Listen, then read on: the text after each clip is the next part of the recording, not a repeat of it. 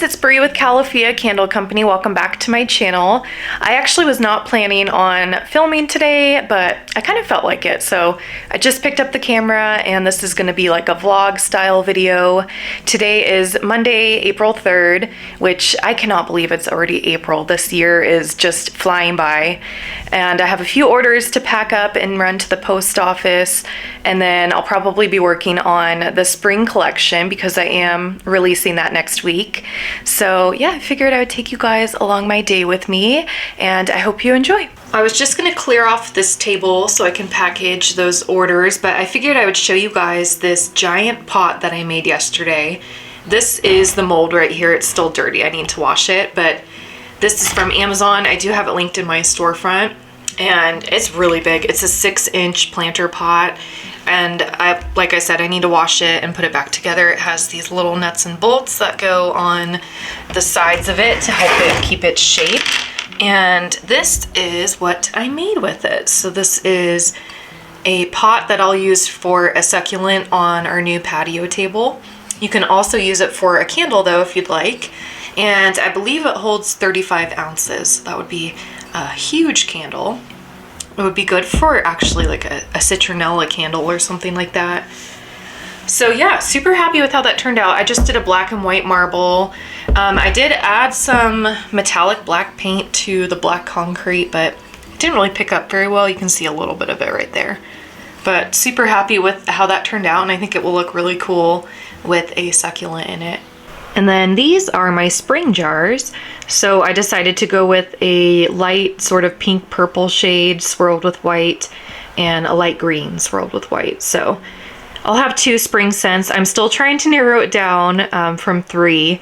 So we'll see what I end up choosing, but those are how my spring jars turned out. Okay, so I have 2 orders to pack and they each are 1 candle.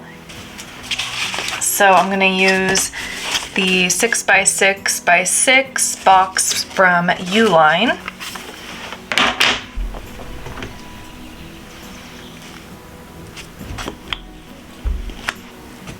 I did get this stamp off of Etsy and I do have it linked in the description box if you are interested.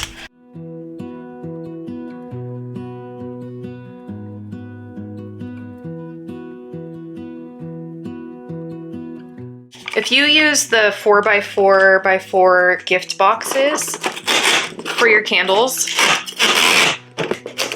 then this size shipping box really works perfectly. One person ordered a T Street candle and the other ordered a Del Mar candle.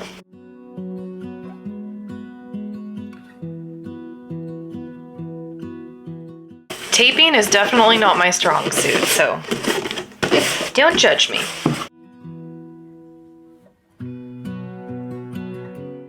I can smell these through the box. They smell so good. So in goes the T Street one. And in the box with the T Street candle, I'm gonna go ahead and include a Del Mar wax melt sample. I did have somebody comment the other day asking if I put warning labels on these, and I do. I just have it on the inside of the front label.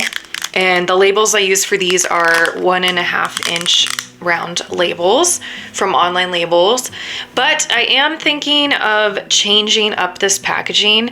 I know I recently switched to these a few months ago, but I have had a few people reach out about this and the regular clamshell packaging as well, just suggesting to try and find alternatives to reduce plastic. And I do agree with that. I would love to find a different way to package these. For the samples, I'll probably just go back to the way that I was doing it in the beginning, which was pouring into a silicone mold and then packaging those up. So getting rid of this plastic clamshell. And then for the full-size clamshells, something I've been looking into is doing snap bars.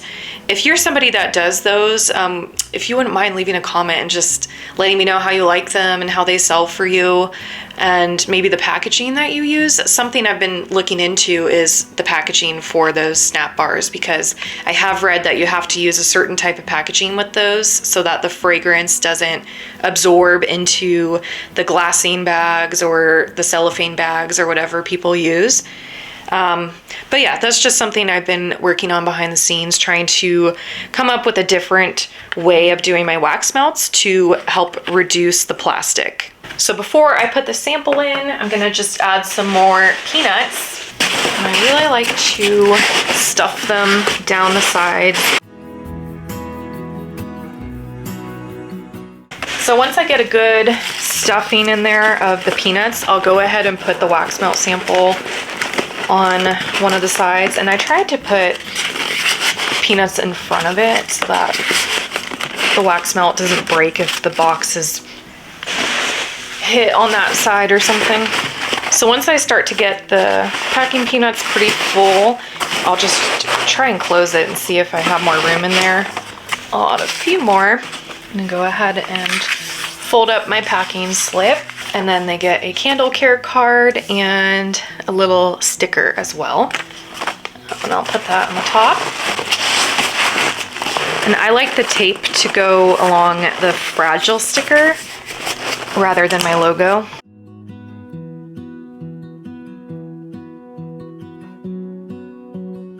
Okay, and before I package the other one, I'm just gonna go ahead and print the shipping label for this one so I don't mix them up. All right, so that shipping label is all printed out, and this candle is going all the way to the other side of the country in Maryland. All right, that one is done. Next is the Del Mar candle, and then the Del Mar candle is gonna get a T Street sample. So just doing opposites for these. This candle is going just a few hours away to Lancaster in California.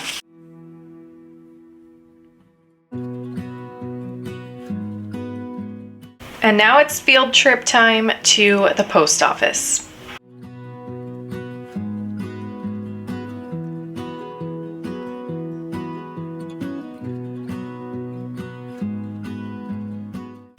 I'm back from the post office. I just had some lunch and played with the dogs a little bit. We were playing outside, but it just started to get insanely windy out there and cold, so we came back in. Now I'm gonna head into the garage and start working on some more jars for the spring collection.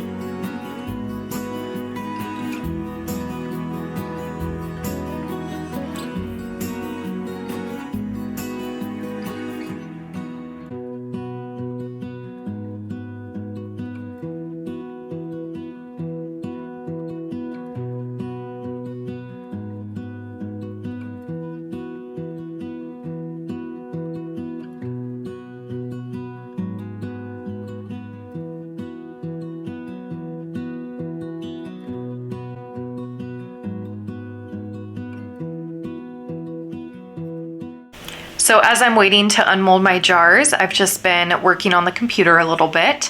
I've been creating my labels for the spring collection. I will have spring candles, room and linen sprays, and wax melts. So I've been working on those and also editing this video. I like to edit my YouTube videos throughout the day. So I'll film a bit, upload that, edit it, continue filming, upload that. I just find it a little bit less overwhelming to do it in bits and pieces instead of leaving it for a big project at the end of the day. So I've been working on this video, and then I've also been researching more into the snap bar packaging and just the snap bars in general, kind of researching on the different Facebook groups and stuff to see what people suggest. And I did find a few options for packaging that I'll share with you guys. So the first ones that I found here are from MAKESY. They are the biodegradable cello bags. It says that they are sourced from sustained forests and wood fibers.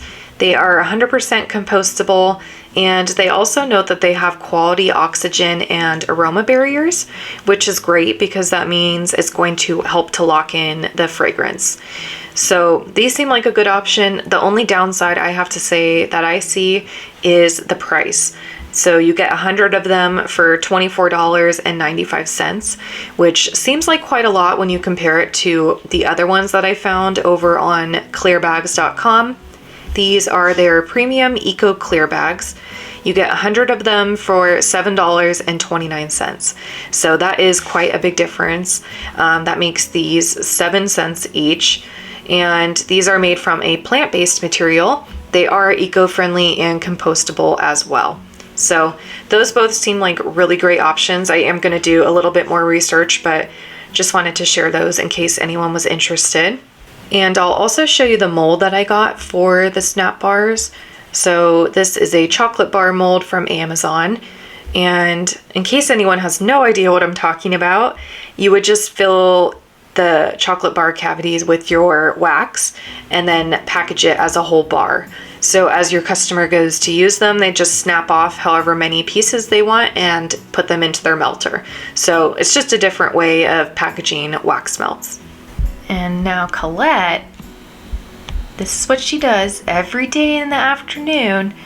She gets up on her little window seat and looks out the window and looks for our neighbor because she knows when she sees him outside, she can run down there and get her treats. Now Lola joined in too. You guys are so spoiled.